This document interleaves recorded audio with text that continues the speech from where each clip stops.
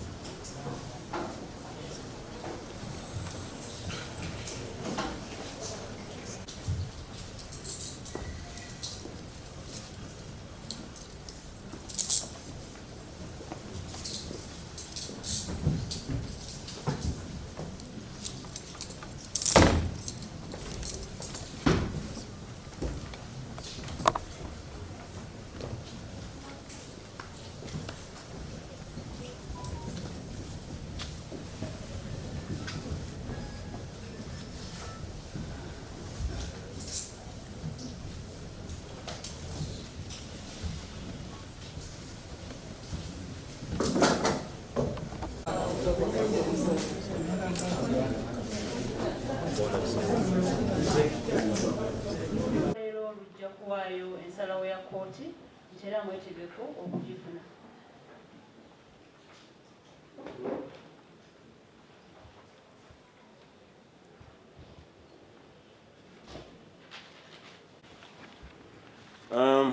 States that when any accused person is convicted by the High Court of any offense,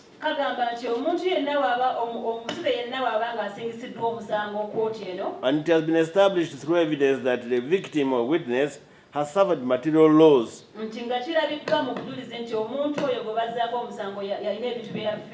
or personal injury, therefore the court may order the convicted person to compensate the victim as it deems fair and reasonable.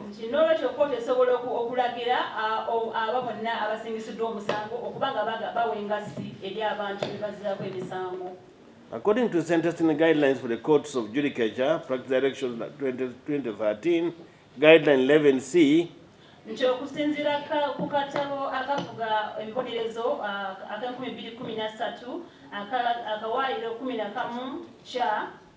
sentencing orders in respect of compensation are provided for.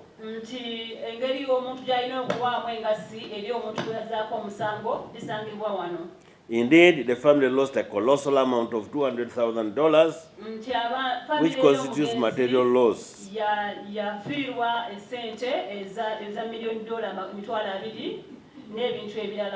In the case of Kayondo Fred versus Uganda, Court of Appeal number 187 of 2019, Umusango wa Kayondo Fred nga wabira Uganda ogwasalibwa kooti eddako ng'ovudde kweno on number 187 of 2019. It was held that compensation should reflect the actual financial loss proved by evidence.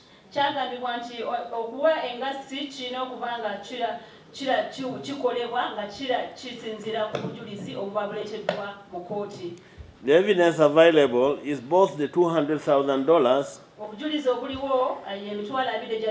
and loss of other monies computed by the father of the victim, Magala,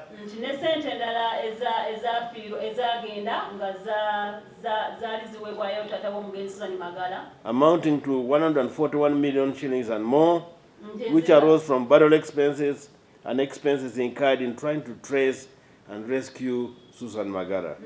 Nga zonna wamu ziri miliyoni 141 nga zino zagenda nga bagezaako okugenda okuziika omugenzi Susan Magala n'okuba nga bagezaako okumufuna wano ne wali.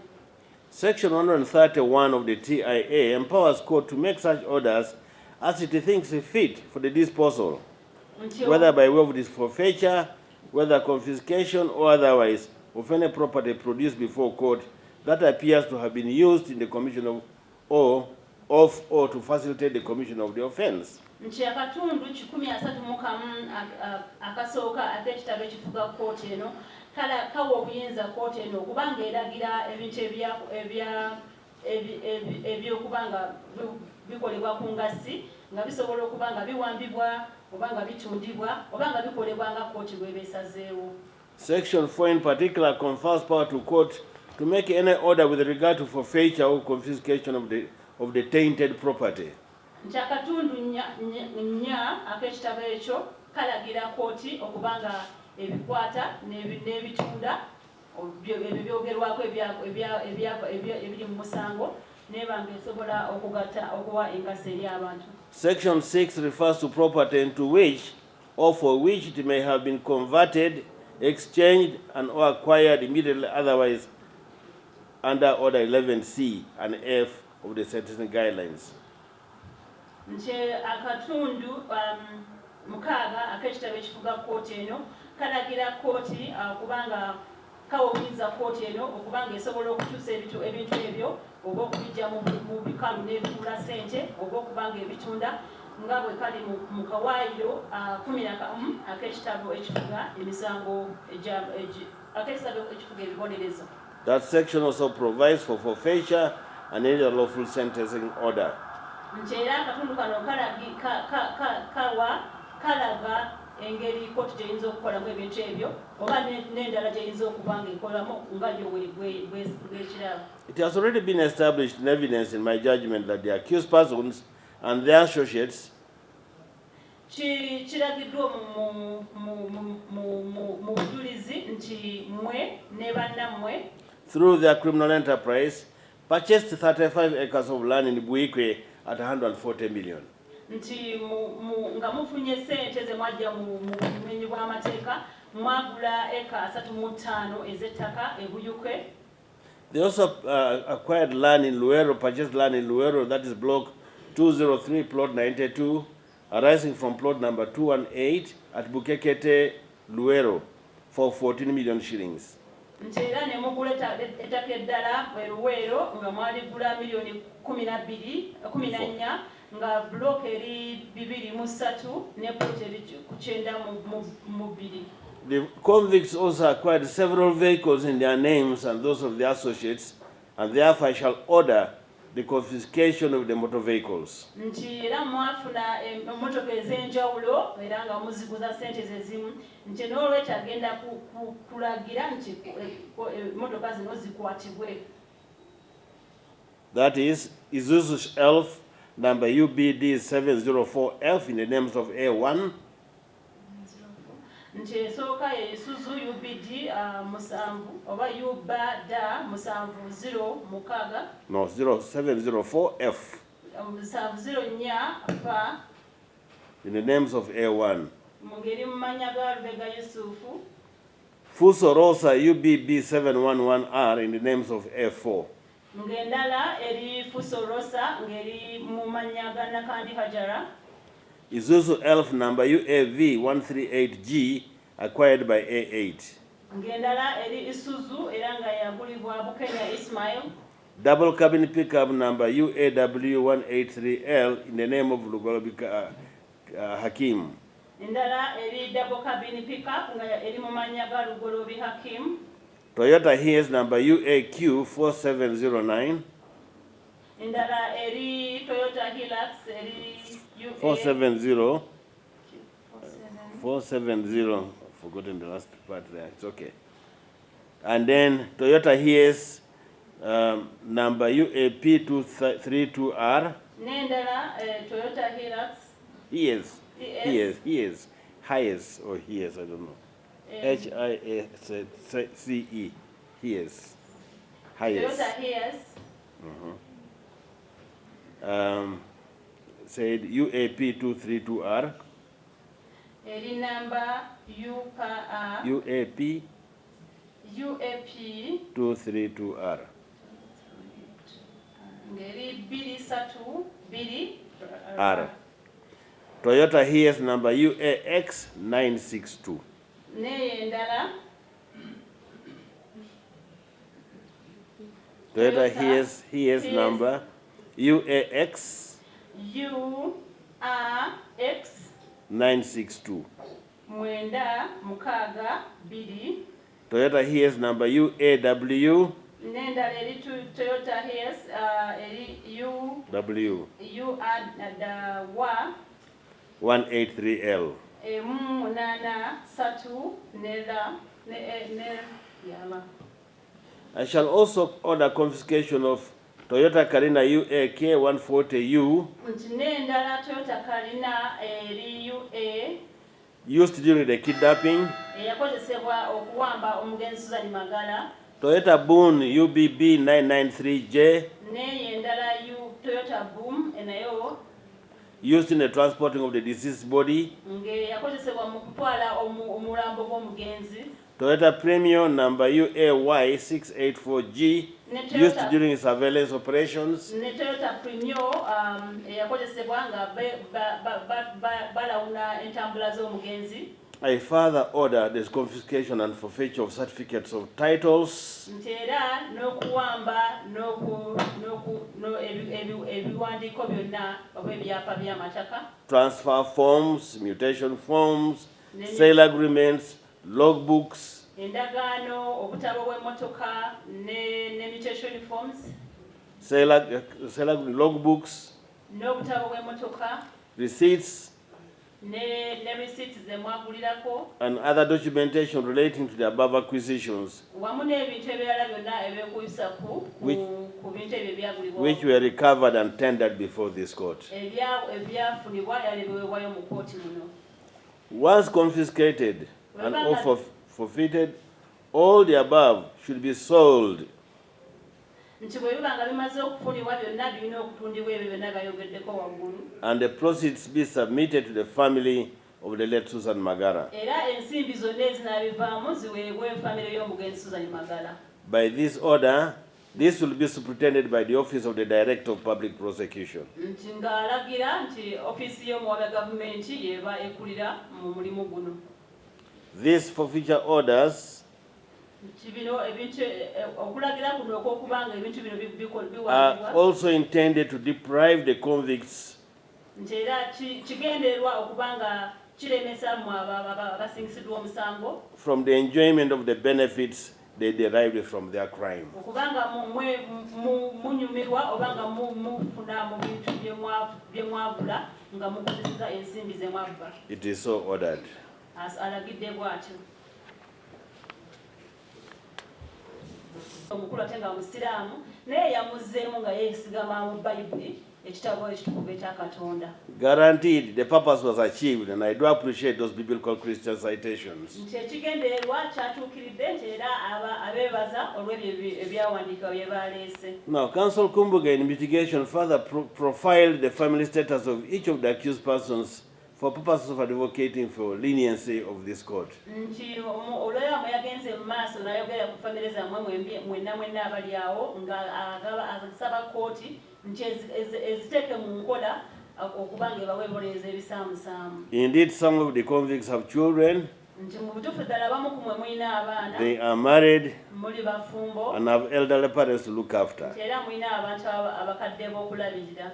I'm however persuaded by the Supreme Court authority Nti naye akakasibwako n'omusango ogwasalibwa mu kooti enkulu esikkuluma mu Uganda. in Magala Ramadan versus Uganda, Nti musango ogwo Magala Ramadan nga waabira Uganda. Supreme Court Criminal Appeal number 1 of 2014, Nti guno omusango gwali namba emu ogw'2014. which cited with approval a South African case of S versus Vikalasi Nti n'ogwo of 2009, ogwasalibwa mu kooti ye South Africa ogwasalibwa mu 2009. where the Supreme Court of South Africa held that In cases of serious crime,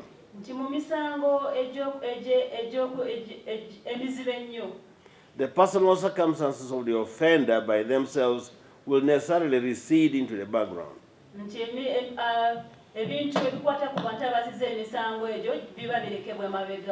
Again, in the case of Mutema Teguka Muzahamu versus Uganda, Supreme Court Criminal Appeal number 48 of 2019,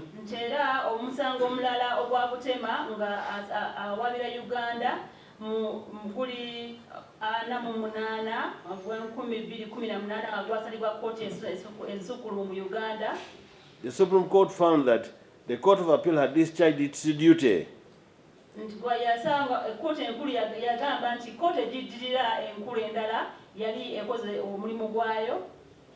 It commended that the appellant was a first offender with no previous record.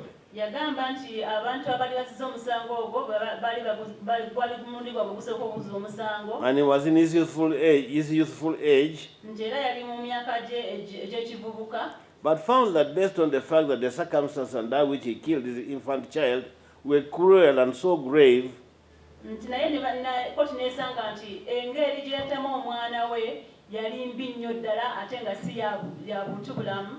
and so he did not deserve any leniency, and so his criminal conduct attracted a death penalty.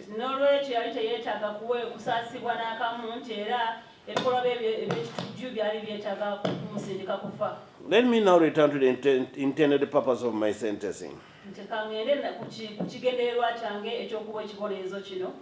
This court is being persuaded to mete out a death sentence, and indeed much has agreed that a death sentence is appropriate in the circumstances.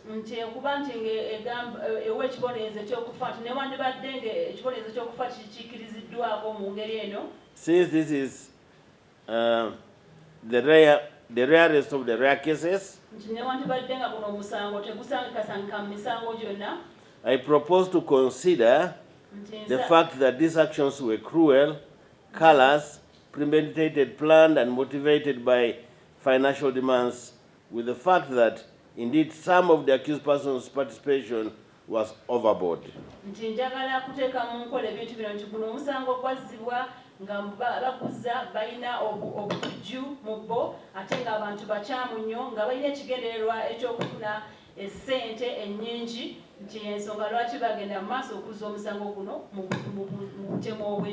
Though bound within the same common purpose.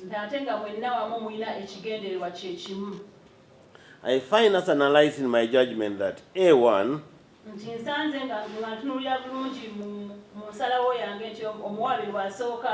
A9 A7 and A3 were the ones who kidnapped Susan Magala.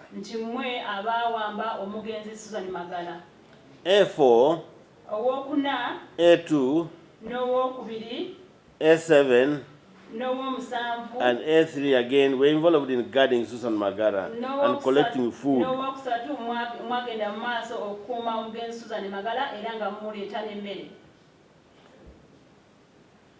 Now A3, A2 and A7 also collected food.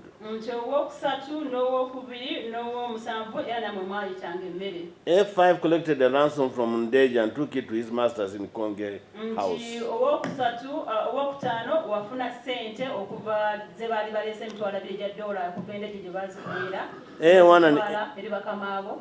A1 and A8 were planners and drivers at the same time.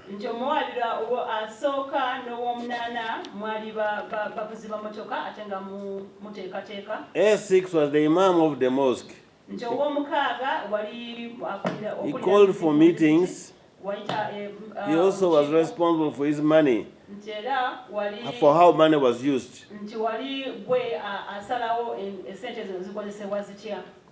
A9 largely executed the most brutal aspects, namely,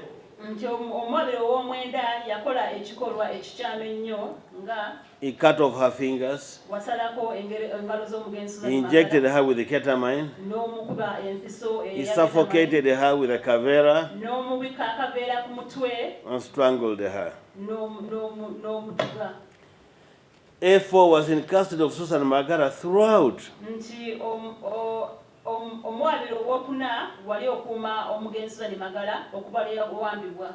Making sure she was blindfolded throughout. Ngera otegera obanga ogezaako kulaba nti takulwa ku maaso. And was present when her fingers were cut off. Era waliwo nga basalako engalo ze. And also when they finally killed her. Ng'ate musalawo okumutta.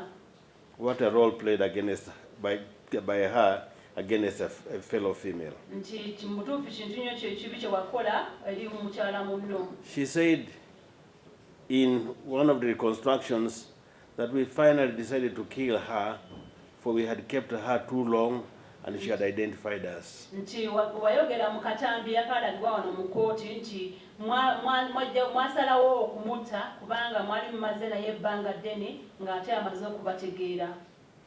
I find that A4 and A9 played the most excruciating roles, for which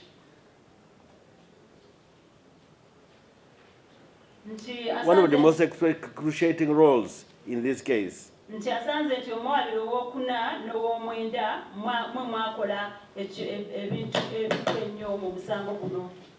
Given the circumstances of this case,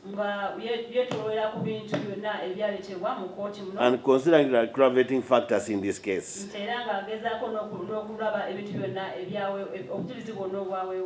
and so I shall surely give them the maximum sentence of death.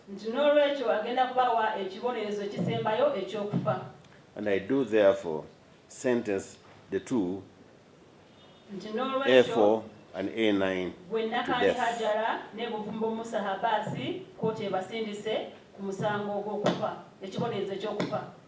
While the rest of the convicts, A1, A2, A3, A5, A6, A7, and A8 are hereby sentenced to imprisonment for the rest of their natural lives. The object of these sentences is to punish the offenders proportionately for the exceptionally grave offenses that they have committed,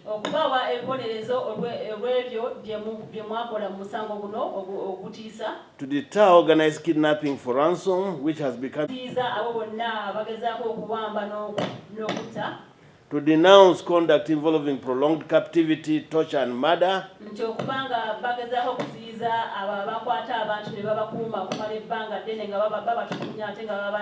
to protect society from offenders who demonstrated willingness to sacrifice human life for financial gain,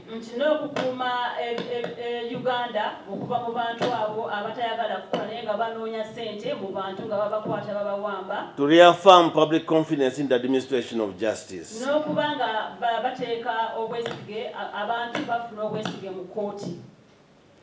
I shall now turn to the process of crime in line with Article 126(2)(c) of the Constitution of the Republic.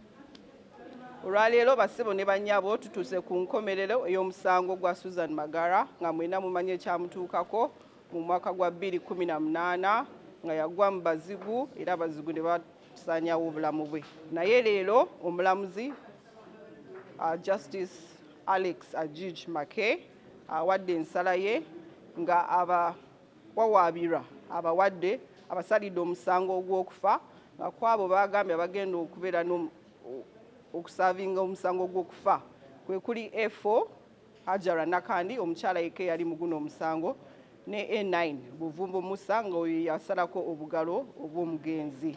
Abalala abasigadde omusanvu bagenda kubeera nga basibibwa Mayisa obutaviirayo ddala mu Mukomera. Fenga aba ofisi ya DPP Saabawaabi nga nyimiridde wano n'abantu betukoze omusango guno.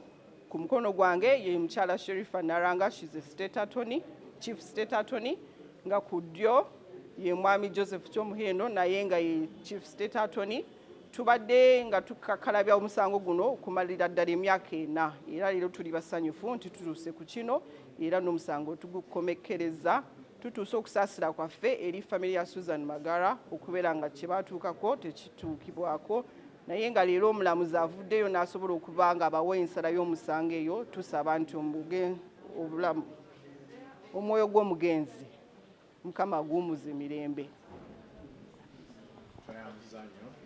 Omulamuzi wabadde asala ensala ye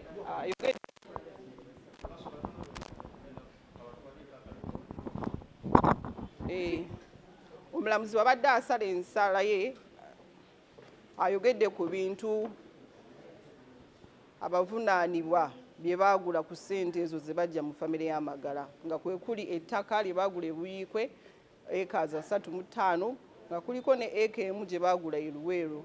Mulimu emmotoka nnyingi ddala bw'ozibalabalamu ziringa emmotoka nga 11 nga kwe mulimu fuso, mulimu pick-up, mulimu taxi nga 5 ne mubeeramu ne coaster. Ebyo byonna omulamuzi asazeewo nti byonna bitundibwe kubanga baba bikwata era biri bya exhibit nga biri ku CID headquarters. Asazeewo byonna bikwatibwe era babitunde sente zivaamu baziwe famire ya Magala. As the Luganda luba luzibu nanagira.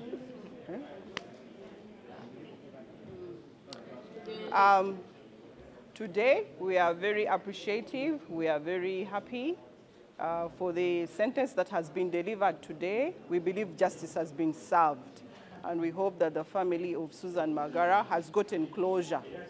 Today, the judge has pronounced himself and he has delivered 2 sentences, one for A4 and A9, that they are to suffer death. And then the remainder of the accused persons are going to be imprisoned for the rest of their natural life in prison. So for that, we are thankful. Before me, I'm standing with the prosecutors who have been diligent in this matter. We have worked tirelessly for 4 good years to ensure that we bring justice to the late Susan Magala. We relied on a number of evidence which was direct and circumstantial. We want to thank our investigators who worked tirelessly at the back to ensure that we got good evidence to present to court. So for that, we thank the scientists, the cyber analysts, the investigators, the people who did reconstructions of the videos that we showed in court. We want to thank everyone and even the public for the voice that they put into this matter. Remember, when this matter actually happened, we sent out audio recordings and the public was very able to identify the voice and bring a clue which the police followed to ensure that we get the culprits.